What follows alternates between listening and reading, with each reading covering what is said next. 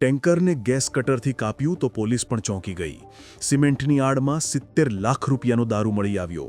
આ ઘટના છે છોટાઉદેપુરની, જ્યાં છોટાઉદેપુરથી પાવી જેતપુર તરફ જતા રસ્તા પરથી એલસીબીએ ટેન્કરમાંથી આશરે 70 લાખ રૂપિયાનો વિદેશી દારૂનો જથ્થો ઝડપ્યો. આ લૂઝ સિમેન્ટ ભરવાના ટેન્કરનો ઉપયોગ દારૂની હેરાફેરી માટે થતો હોવાનું બહાર આવતા પોલીસ પણ બે ઘડી વિચારમાં પડી ગઈ હતી. એલસીબી પોલીસને ચોક્કસ બાતમી મળી હતી કે પાવી જેતપુર તરફ જઈ રહેલા એક ટેન્કરમાં સિમેન્ટની આડમાં મોટા પ્રમાણમાં દારૂની હેરાફેરી થઈ રહી છે. જેના આધારે એલસીબીની ટીમે હાઈવે પર શંકાસ્પદ જણાતા એક ટેન્કરને રોક્યું અને તેની સઘન તપાસ કરી તો લૂઝ સિમેન્ટની આડમાં છુપાવીને લઈ જવાતો વિદેશી દારૂનો મોટો જથ્થો મળી આવ્યો. આ દારૂ રાજસ્થાનથી ગુજરાતમાં ઘુસાડવાનો પ્લાન હતો. પોલીસે ટેન્કરને ગેસ કટરથી કાપીને આ દારૂનો જથ્થો બહાર કાઢ્યો હતો, જ્યાં દારૂ અને ટેન્કર સહિત હાલ રૂપિયા 2.70 કરોડના કુલ મુદ્દામાલને જપ્ત કરાયો છે.